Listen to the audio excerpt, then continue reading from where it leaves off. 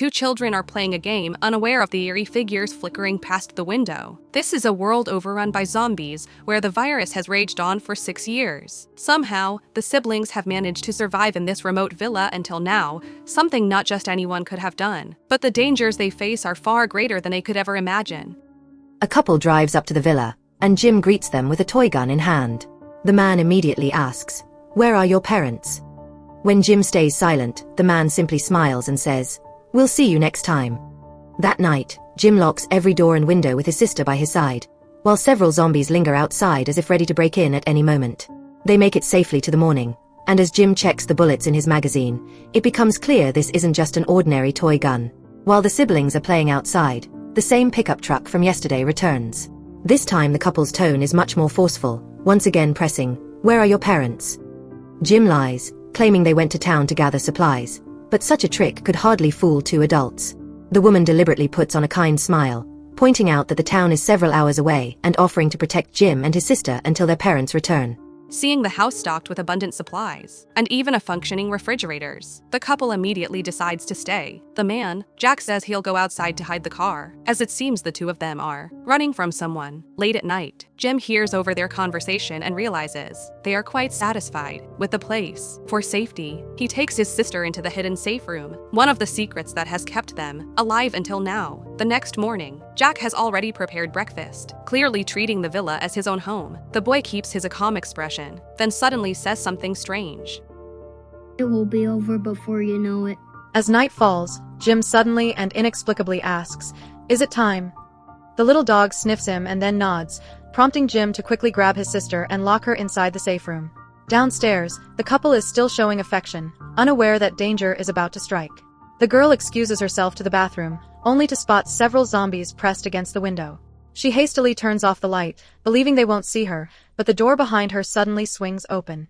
Jack immediately senses something is wrong, draws his gun, and approaches, only to find his girlfriend lying on the floor covered in blood. From that moment, the couple vanishes without a trace, while Jim and his sister continue playing as if nothing happened, clearly showing this isn't the first time they've dealt with human intruders. At this moment, a long-haired man is walking through the forest when he notices several traps scattered across the snowy ground. Following the trail, he soon discovers the villa, but suddenly a little girl appears before him. As the man stands frozen in surprise, a sharp sting hits his neck. He has been struck by a tranquilizer dart. The shooter is none other than Jim. By the time the man wakes from unconsciousness, Jim is already waiting with a gun aimed at him. Through questioning, he learns the man's name is Dan, a Special Forces soldier merely passing through on his way north to search for his wife. Jim senses something different about him. Dan doesn't want their food or medicine, only his weapon back. Seizing the chance, Jim proposes a deal. He wants Dan to help power the villa. Curious, Dan asks where Jim's parents have gone. This time, Jim does innately. He explains that his father, a scientist, disappeared long ago while his mother, an agent of the Security Bureau, left a few days earlier on a mission and should be returning soon.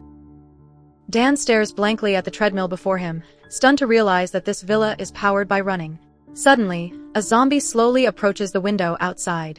Without hesitation, Dan grabs a shovel and rushes out, killing it before running back covered in blood. Jim shouts at him, asking why he had to kill it. The villa is reinforced with special bulletproof glass. No matter how many zombies come, they can't break in. Dan can't help but feel pity for the siblings, so he willingly steps onto the treadmill and powers the house by hand. The night passes quietly, leaving him so exhausted he nearly collapses. At some point, Jim's sister wanders over, circles around him, then giggles, "You stink," before darting away. Dan takes a shower, and the little girl sweetly brings him a hair clip. Meanwhile, Jim has already left the villa for his usual dawn patrol, checking the traps that keep the hordes at bay. Sure enough, another zombie has been caught alive. Back inside, after breakfast, Dan explores the place where Jim's mother once worked. On the desk, aside from some photos, he finds a car key. He hurries to the garage but discovers the vehicle is broken. Then his attention shifts to a locked room in the corner. Thinking it's a tool shed, he moves to open it, but Jim returns from patrol and stops him.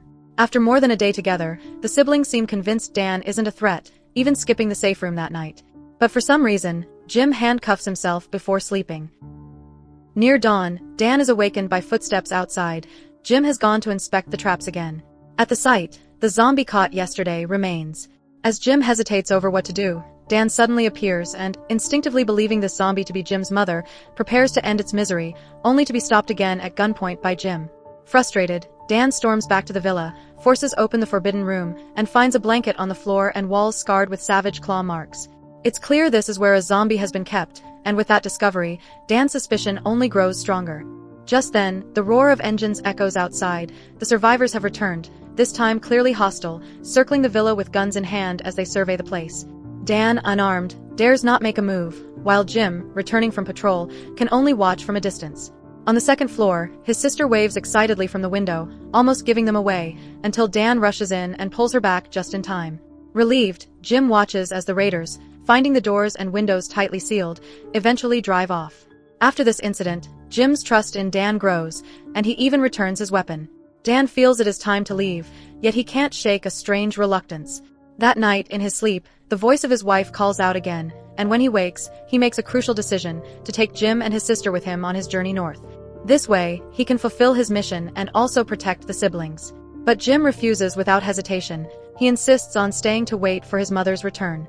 Suddenly, noise erupts outside. The raiders are back, this time with reinforcements, and they manage to capture Jim's sister while she's playing outdoors. As the two sides face off, gunshots ring out from the distance, and two raiders fall dead. Dan rushes forward to rescue the girl, only to see that the shooter is none other than Jim's mother, the security agent. But in the chaos, Dan takes a bullet to the chest and collapses. No one knows how much time passes before Dan awakens, his wound already healed, his body bound with rope. From the upper floor, Jim's family waves for him to come inside. Confused, Dan enters the villa and finally learns the truth from Lena. Ordinary infected lose all brain function and become driven only by hunger, but there exists another kind of special infected whose minds remain intact while gaining the physical advantages of zombies, the ability to heal from any illness or injury. The only flaw is that after sustaining severe wounds or after a certain period of time, they lose control and enter a berserk state, becoming indistinguishable from ordinary zombies. Dan listens in shock as everything falls into place. Could he really be one of the special infected? Lena nods firmly, explaining that otherwise he would have died from the gunshot instead of briefly losing control and then waking the next day as if nothing had happened. She then reveals an even more startling truth. Jim, just like him, is also a special infected. The couple who mysteriously disappeared that night were in fact killed during Jim's berserk state, which explains why he handcuffs himself before bed every night. Dan asks if the timing of the transformation can't be predicted, and Lena explains that Jim's dog has been specially trained to detect subtle scents and can sense when Jim is about to lose control. Dan recalls the room scarred with claw marks. It was where Jim was kept during his frenzies. Suddenly, the rumble of engines comes from outside. Lena, holding her daughter, confronts a band of militiamen led by a white-bearded man she clearly knows. His daughter had run off with a young man, and worried, he roamed with his men in search of her. Lena reassures him that if she sees them, she will report immediately, and only then does the bearded man reluctantly leave. That night, Dan casually asks about the villa's origins. Lena explains that the National Security Bureau had long anticipated the zombie virus outbreak and built thousands of such fortified shelters in remote areas, each equipped with reinforced structures and self-sustaining energy systems. Hearing this, Dan feels a pang of bitterness. If such shelters existed, why hadn't they warned the public sooner? Countless lives might have been saved. But Lena can only shake her head helplessly. She reveals that Jim and his sister were both born with congenital heart disease, and their father, a brilliant biologist and one of the first to identify the zombie virus, realized his son might not live past the age of 3. In desperation, he injected Jim with the virus, unintentionally creating a special infected. But when Jim lost control one night, his father was bitten. Failing to replicate his miracle, he instead became an ordinary zombie, forcing Lena to put him down with her own hands. Hearing this story, Dan feels a deep respect for the mother who endured such pain yet protected her family.